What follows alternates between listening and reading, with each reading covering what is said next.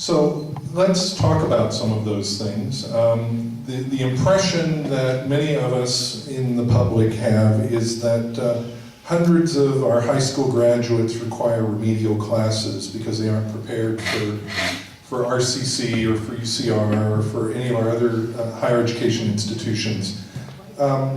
What's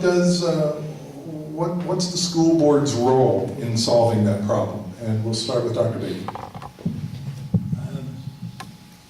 Yes, we do have a number of students in remedial classes. One of the things that really drawn attention to that, and I see our director is sitting here now, was the GATES program, which brought competition counts to our school district. What it did was, in effect, force a cooperative effort between our high school teachers and RCC's professors.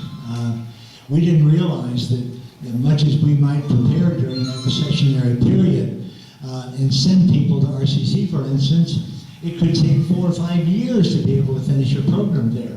We have a program now that's worked out, fewer remedial classes there, and they're going to have guaranteed entry into RCC and to Cal State San Bernardino, which I think is wonderful. We can thank the Gates Foundation Competition Counts for that improvement. Do we have more to do? Absolutely, and I'll talk later about what might be possible. I think that takes place K-3, the #1 goal of this district. Literacy by the end of 3rd grade. Thank you. I think you just have to look at RCC and UCR and talk to some of the professors there. And they'll tell you that they're offering way too many remedial classes because our high school students, when they graduate, they're not prepared. They're not prepared for college level work. I live in the Wood Streets right by RCC. And the other frustrating component of that is that the first and second week of school, there's cars lined all up in front of my house because there's not enough parking for all the students that are trying to get classes at RCC.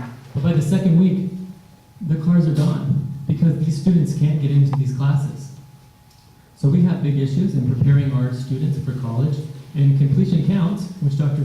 Beatty had mentioned, is a great program, and that was just the beginning. And I'm glad that Gates Foundation found it so important to step into our region and create that program, and I'm glad that the city and the school district at Alborn and RUSD has seen the value that that program has just begun to produce and has taken over that even though the funding has run out. So we need to do more, again, about collaborating with the community. We have great higher education levels that we need to communicate with.